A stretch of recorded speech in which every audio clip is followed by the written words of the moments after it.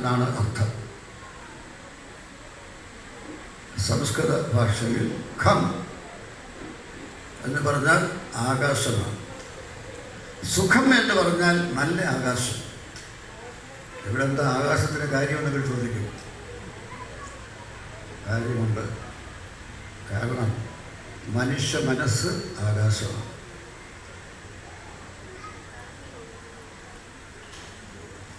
ആ ആകാശം തെളിഞ്ഞിരിക്കുമ്പോൾ സുഖം, ആകാശം മങ്ങുമ്പോൾ ദുഃഖം.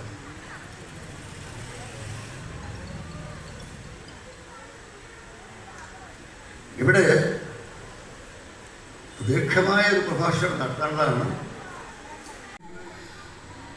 അഭയം തവ പദകമലം കല്ലായി മറഞ്ഞാലും കരളിൽ തെളിയും നീ കരുണാസാഗരമേ.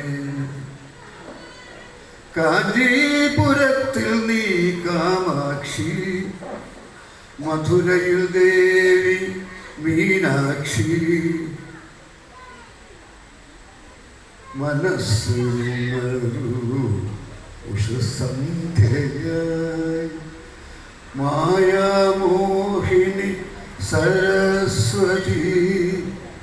നാഗസദസ്സിലെ നവരത്ന വീണയിൽ നാദം തുളുമ്പുമീ നവരാത്രിയിൽ. മനസ്സിലുണരൂ ഉഷസന്ധ്യയായി.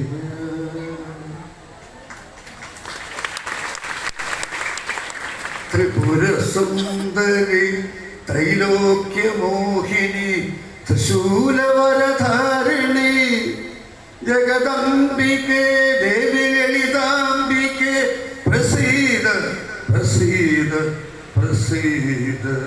പ്രസീദ എന്ന് പറഞ്ഞാൽ പ്രസാദിച്ചാലും എന്നർത്ഥം. ഇങ്ങനെ എത്രയോ പാട്ടുകൾ ഞാൻ ദേവിയെക്കുറിച്ച് എഴുതിയിട്ടുണ്ട്, ശക്തിയെക്കുറിച്ച് എഴുതിയിട്ടുണ്ട്.